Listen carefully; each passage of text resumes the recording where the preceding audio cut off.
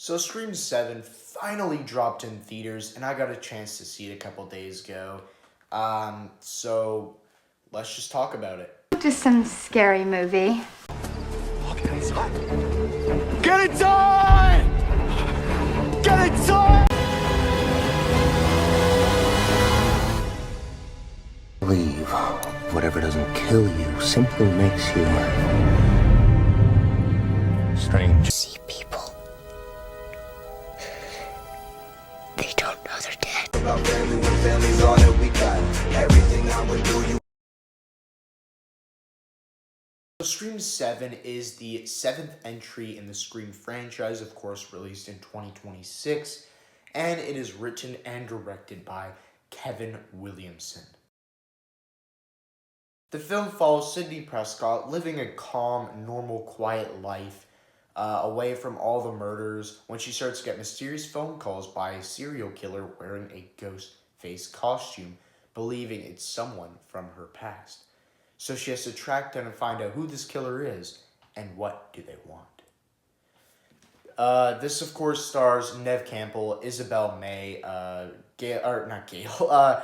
Courtney Cox, Jasmine Savoy Brown, Mason Gooding, Joel McHale, Matthew Lillard, and of course, like smaller roles like Celeste O'Connor and McKenna Grace. So, is this movie as bad as everybody says it is, or is this actually a great Scream movie? Let's find out against the review. Let's go. Yeah! I'm ready, baby! Hit it! Get up! Yeah, man, get up! Hit it! Please let me know, did you like it? Did you hate it? Did you think it was okay? Did you love it? Please let me know what your thoughts are on Scream 7 in the comments.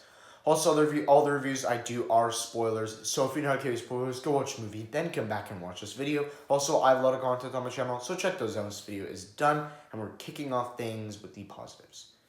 Okay, well, we'll get to the positives sex. So, Scream 7, man, I am a huge fan of the Scream franchise. It is my favorite horror franchise of all time.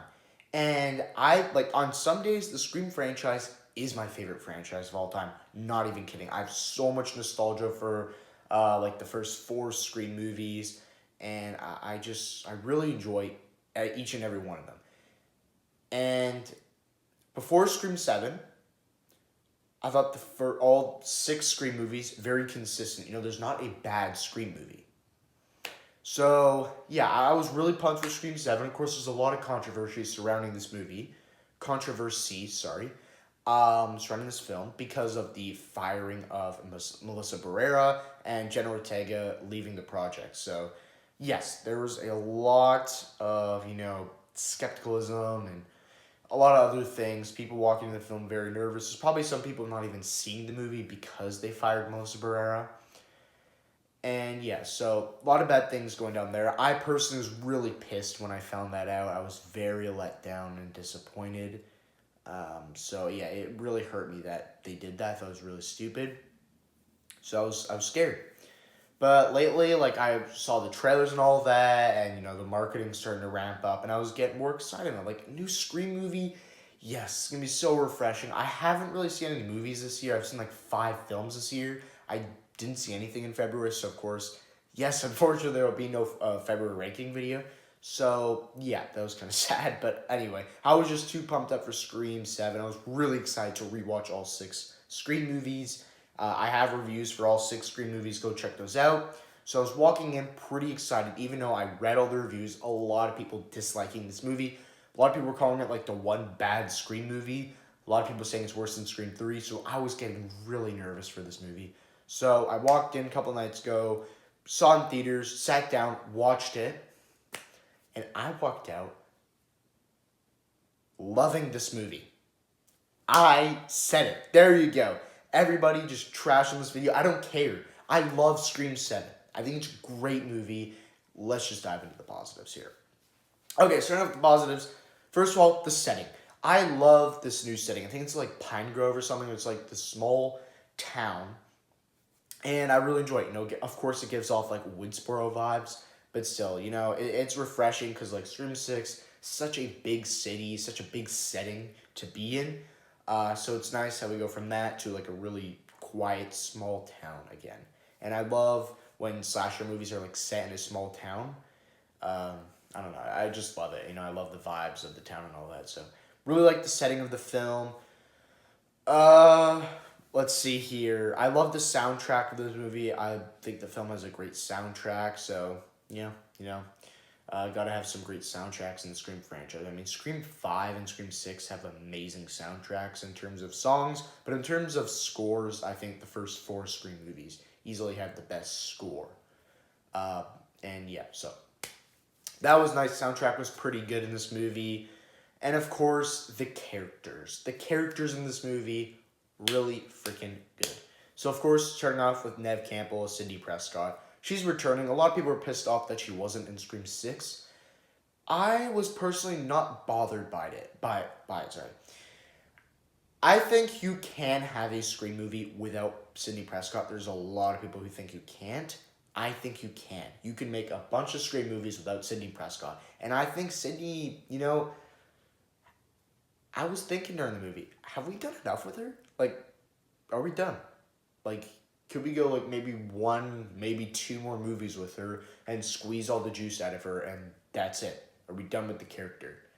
I was really wondering that question. After seeing Scream 7, I feel like we might be. Someone else is taking over the franchise. We had Sam and Tara taking over the franchise for Scream 5 and Scream 6, going in a new direction. Of course, that didn't work out. So we need a new face to take over the franchise. Of course, I think we all know who it's going to be. And yeah, they do kind of show it in here. And I just don't know what they're going to do with her. But I'm starting to think, Sidney Prescott might be done. But I still think she's great in here. It's nice to see Sidney in a new phase of life. Seeing her with a husband and a daughter and looking after a daughter. I thought that was really cool to see. I love that the center of this movie is just this mother-daughter relationship. I thought it was really sweet and neat and really cool. And I just really enjoyed it. I thought they executed it very well. I'm not a fan of what they do with Jamie Lee Curtis in Halloween 2018, where she's so overly protective. Like, I thought she was a very annoying character in that movie. And Sydney, they don't make her that annoying. Like, of course, she's still cautious. She doesn't really let her hang out with her boyfriend that much in the house. She has, like, a panic room. She has a bunch of weapons and all that. 1 billion locks on her door, of course. But she's not, like, overly protective because she wants her daughter to have a life. Not get freaked out like Jamie Lee Curtis did to her granddaughter. So, yeah. I thought they handled her very well, and I loved the sweet relationship between those two. Joel McHale, a lot of people were like, we want Mark Kincaid, Patrick Dempsey in here, not this dude. And yeah, I was a little nervous. I was like, okay, why can't we get Patrick Dempsey back in this movie? Come on. After watching it, I thought Joel McHale was actually a decent husband to Sydney. They had some sweet moments together. I thought he was just a really decent character, and yeah, I liked him. So that was nice to see. We have some new characters, of course, the new cast in here. We have Hannah, played by McKenna Grace, Celeste O'Connor's character, Chloe, Lucas, Ben. Ben is Tatum's boyfriend.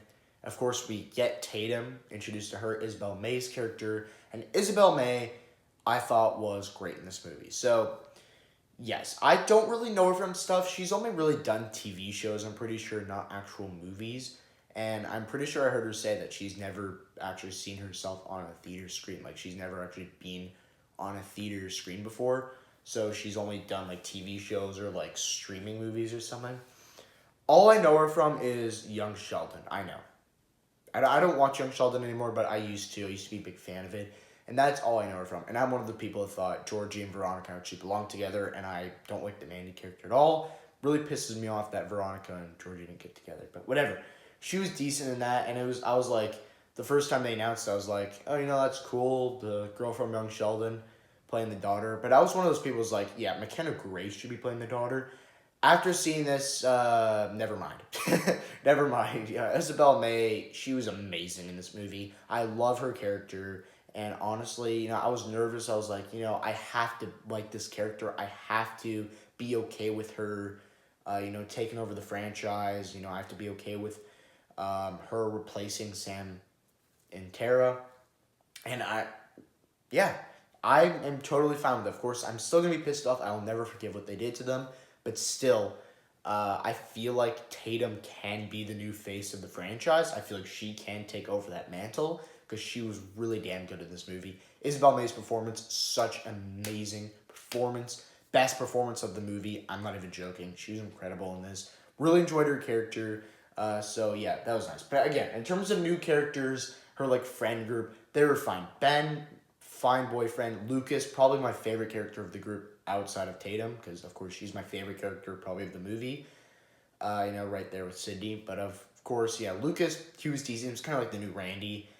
So I enjoyed his character. He had some funny moments.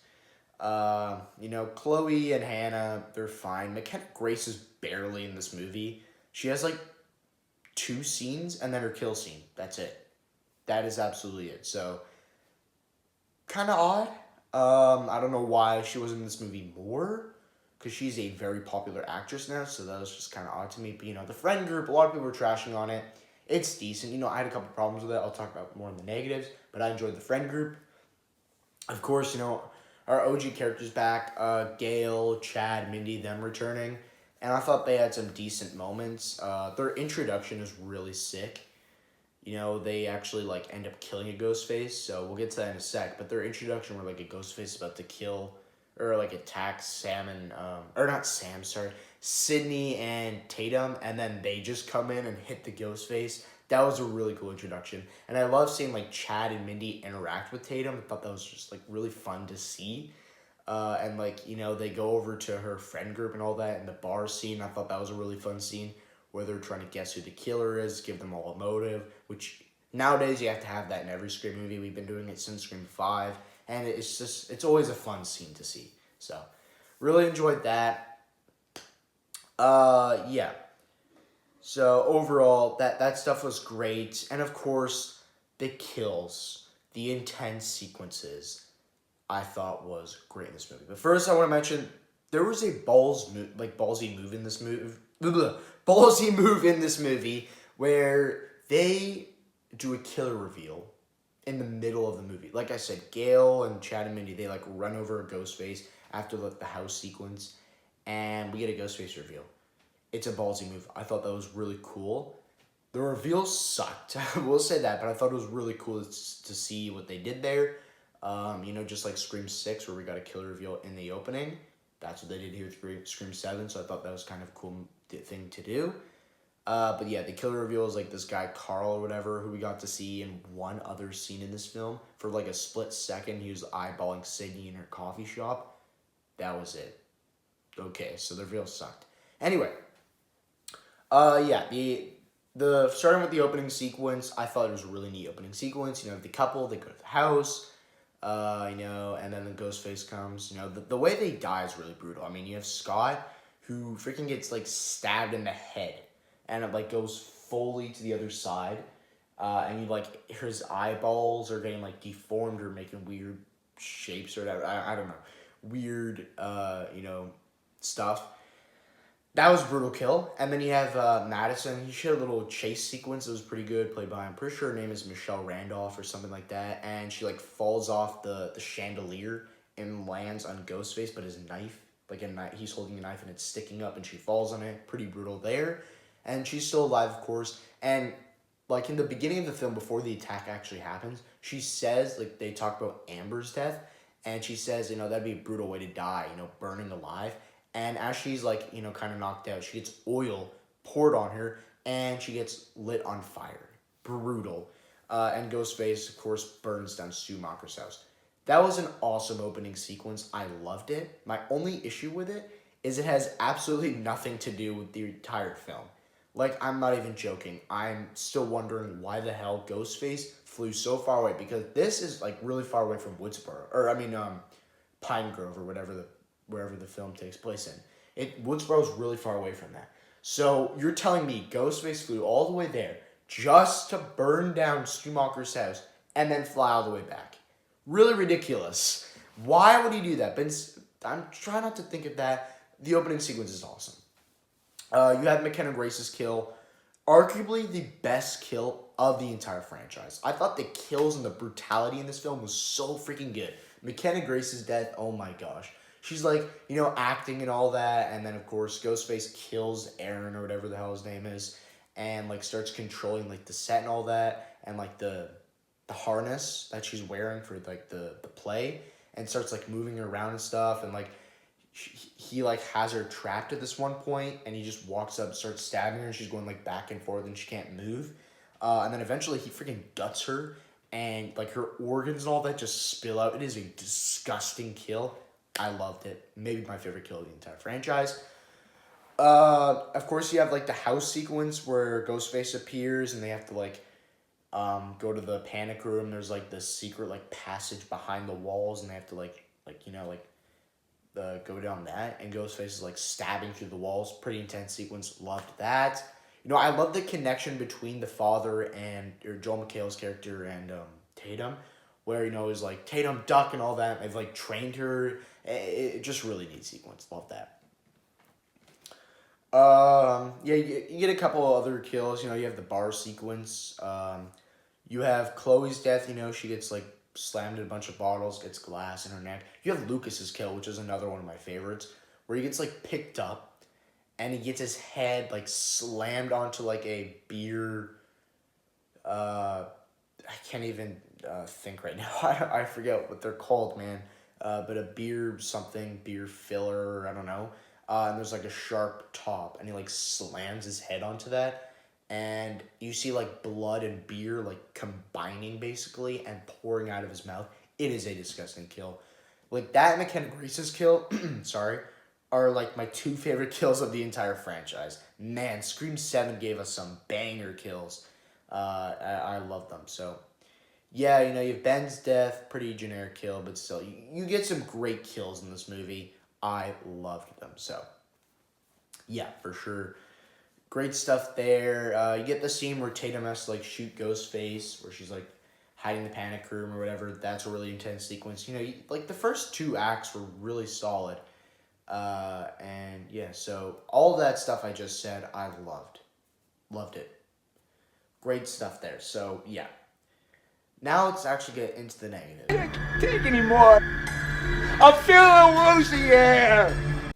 Now, unfortunately, I had a couple problems with this movie, but before I get into my biggest issue with this movie, which is everybody's biggest issue with this film, I'm just gonna start listing off, a couple of little things I didn't like. First of all, I just find it annoying why the opening sequence, such a great opening sequence, has nothing to do with the rest of the movie. Every other opening sequence has something that impacts or gets mentioned in the film later on. This does not. Nobody even looks it up. So really don't know why they did that. Again, I do wish they did more with Tatum's friend group. Again, I liked the characters. A lot of people didn't. I thought they were decent. I wish we got more McKenna Grace in this movie. But also, I wish they did kind of like what Scream 4 did, and Scream 5 kind of did as well. Where, they show more of the friend group, more of the characters interacting with each other. And yeah, I just wish they did that more with the friend group, showed them at high school. We get one high school scene with them, that's it. I wish they did a lot more with them and showed them more at high school. I thought that would be a really cool idea. They definitely could have done that, get to know these characters a little bit more. So I kind of wish they did that. Big question here, why the hell are the police missing from this movie? They're in not even the first half of the movie, and then they just disappear for the rest of the film, which was really odd to me. Don't know why that happened. So that was weird. I also do believe that Gale and Chad and Mindy, well, they had their moments. Again, I thought it was cool that Chad and Mindy were interacting with Tatum. You have a great scene in the bar where they're trying to guess who the killers are. And Gale had a couple good moments investigating with Sydney.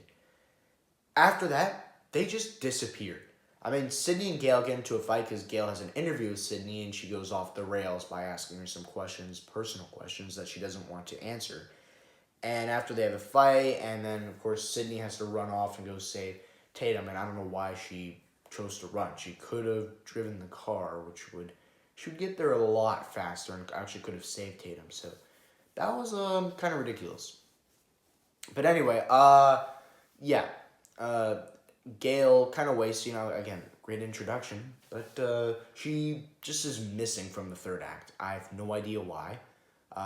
Sydney just ran off and Gail doesn't do anything. She just like sits back and relaxes. You're telling me that she literally sat down in a chair and just chilled because she's just nowhere to be seen for the rest of the film. And Gail needs to be in that third act.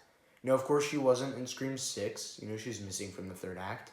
But still, like, they did nothing for her. She doesn't even get she doesn't even get an encounter with Ghostface, which is ridiculous.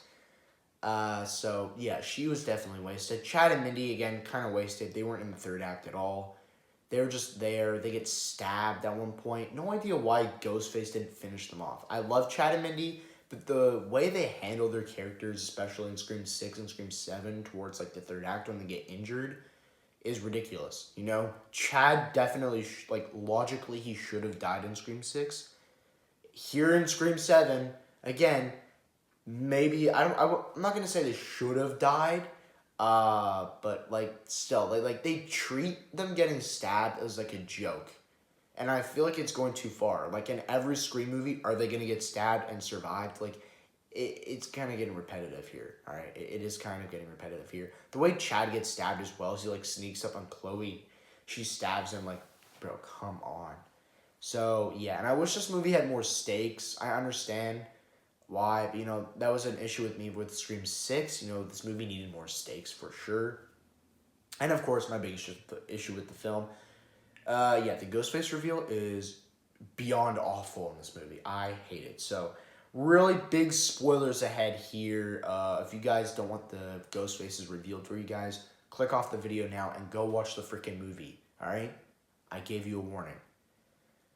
Yeah, so the Ghostfaces are revealed to be Ethan Embry's character, Marco, and Anna Camp's character, Jessica Bowden or whatever.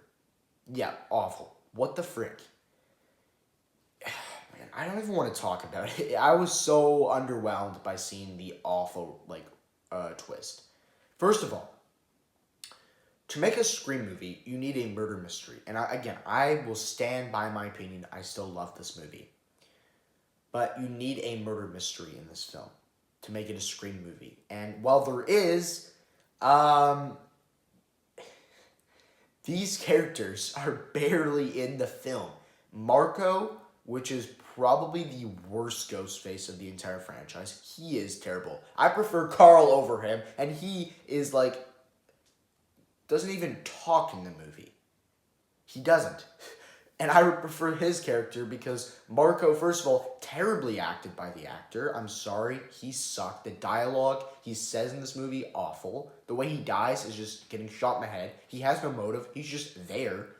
So, yeah, hated his character for all reasons.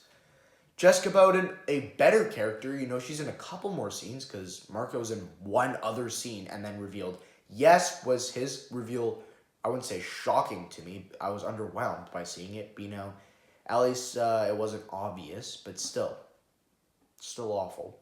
Jessica Bowden, I could tell she was the killer from the get-go, man. I was predicting her left and right, and I got it right.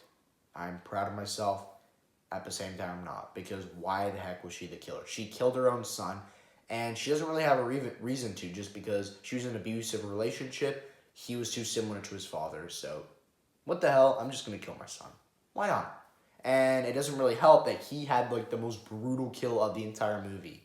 What the frick?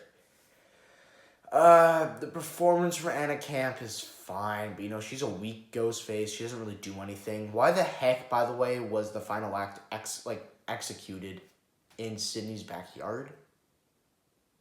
Look at all the other Scream movies. They're at least, doing something here. This is in the backyard. It felt really cheap to me.